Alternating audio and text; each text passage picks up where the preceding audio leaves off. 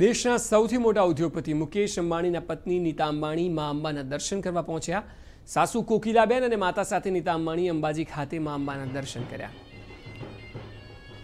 અંબાણી પરિવારની પુત્રી ઈશા અંબાણીના 12 ડિસેમ્બરના રોજ લગ્ન હોવાથી કંકોત્રી આપીને માં અંબાને આમંત્રણ આપવા માટે નીતા અંબાણી અહીં આવ્યા હતા।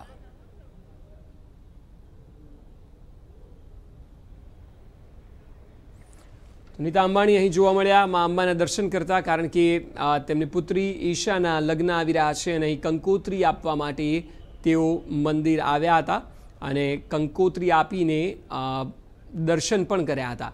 તેમની સાથે તેમના સાસુ કોકિલાબેન અંબાણી પણ ઉપસ્થિત હતા। તે સમયના આ દ્રશ્ય માની લાગણીનો તો એકદમ જ અલગ જ હોય છે।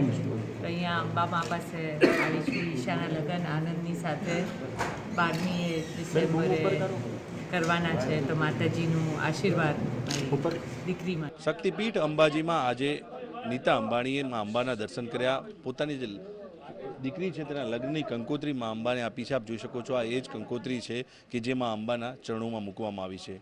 નીતા અંબાણી અને તેમના પરિવારના લોકોએ મા અંબાને આમંત્રણ આપ્યું છે કે ઘરમાં રૂડો પ્રસંગ છે ને મા અંબા આશીર્વાદ આપે, દીકરીને સૌભાગ્યવતી થાય તે માટેના આશીર્વાદ આપે, તે માટે તેઓ કંકુ પણ લઈ ગયા છે અને આ એ જ પત્રિકા છે કે જે મા અંબાના ચરણોમાં ધરવામાં આવી છે। કુલદીપ પરમાર, TV9, બનાસકાંઠા।